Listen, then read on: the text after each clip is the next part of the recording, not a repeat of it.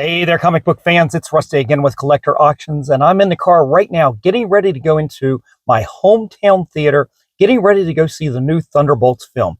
I've done a really good job of not paying attention to the critics, to the reviews, and then even to my friends. I have not listened to a thing. I hope this movie is really good. I think it could be, but I'll be the judge of that for myself. So stay tuned. When I come back, I will do a quick review. So I'll be right back. 2 hours later. Guys, I just got home after going to see the Thunderbolts film, and I got to tell you this. I had a great time. I love this film. This was great. It's not the greatest thing ever, but it is fantastic. It is a fun film. You didn't have to worry about a lot of other stuff. You didn't even really have to know the history of all these characters, but it certainly helps if you had gone back and you've been following the MCU and you got to see all these characters' other appearances. It was a very good ensemble cast, a very good mix, and I had a great time. And this is one of those films where you think, wow, Marvel is back. And it was so much better than the Captain America film.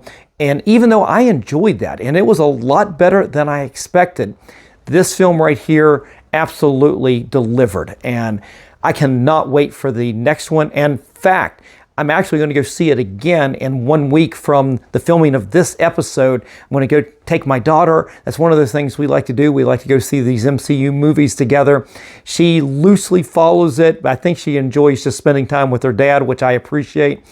And I am looking forward to seeing this movie again because I know there's definitely some Easter eggs in there that people have been talking about. I've been really good about not looking on the internet. I didn't know anything about this film other than what I've been seeing in trailers and a little bit of news here and there. We knew that the Sentry was going to be a big villain.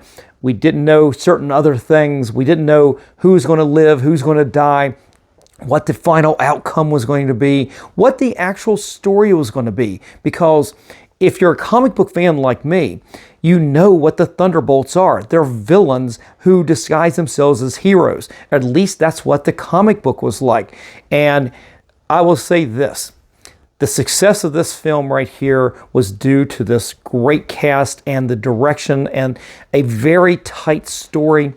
And one of the things that's always I find very interesting in my judgment of comic book films is when it doesn't succeed, a lot of times it's because it doesn't follow the source material or it doesn't honor the source material. And that doesn't mean that it actually has to follow it word for word. There are some movies like that that I think absolutely deliver on following the exact script, or at least for the most part. I think the Watchmen movie was really great. I remember watching that movie when it came out, 2009? It's been that long.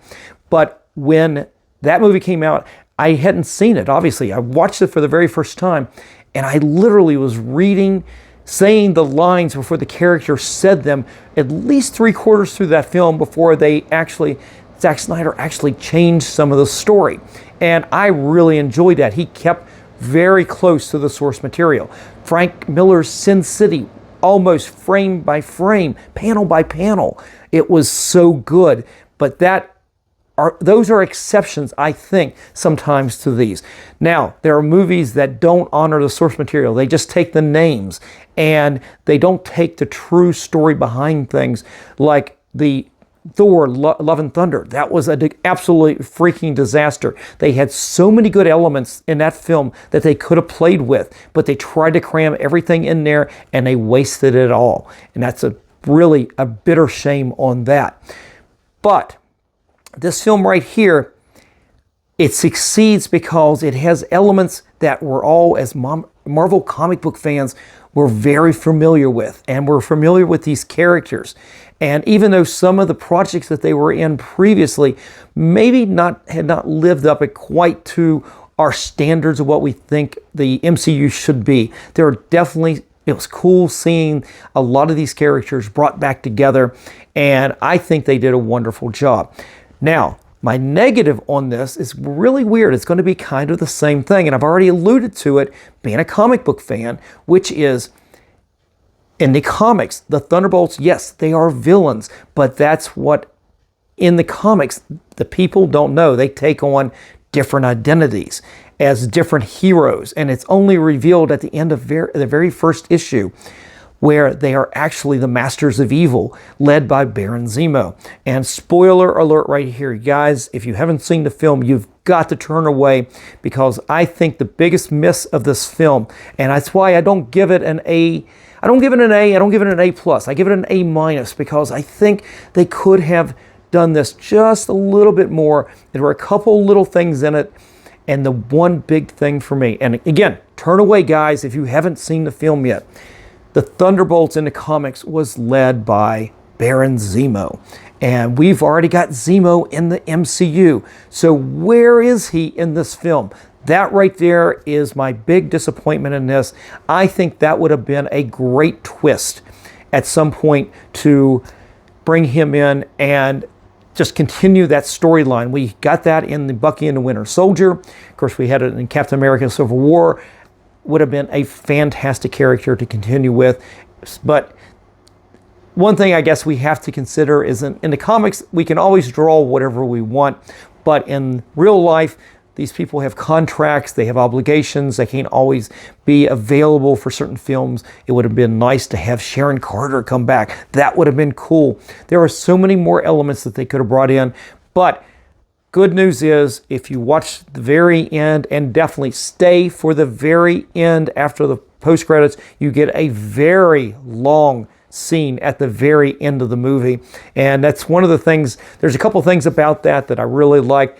It's kind of funny, the mention of the Falcon in that and what's going on with that. I think it's funny because even though I think the movie Captain America 4 did very well financially, maybe not as good as they really wanted, it still was very successful, even though it wasn't that good.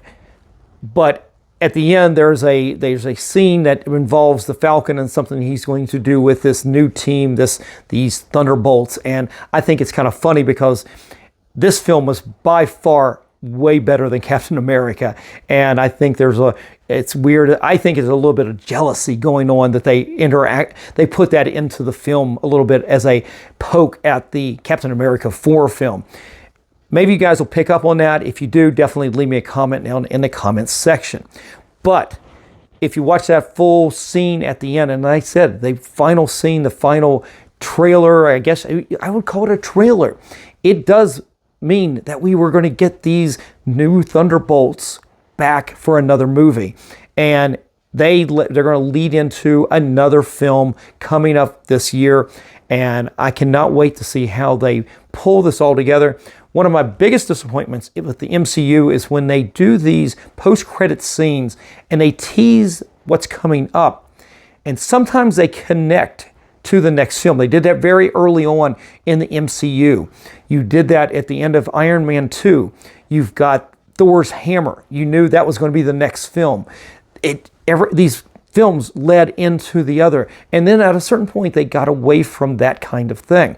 Well, my disappointment these days is that, yes, they did tease something that's coming up, but will it connect with this movie? Or was that just a tease for the next coming movie? I have a feeling it's probably that rather than a real connection with this particular movie. But guys, man, I loved it. I cannot wait to go back and see it again. It was a fun film, great ensemble cast, like I said.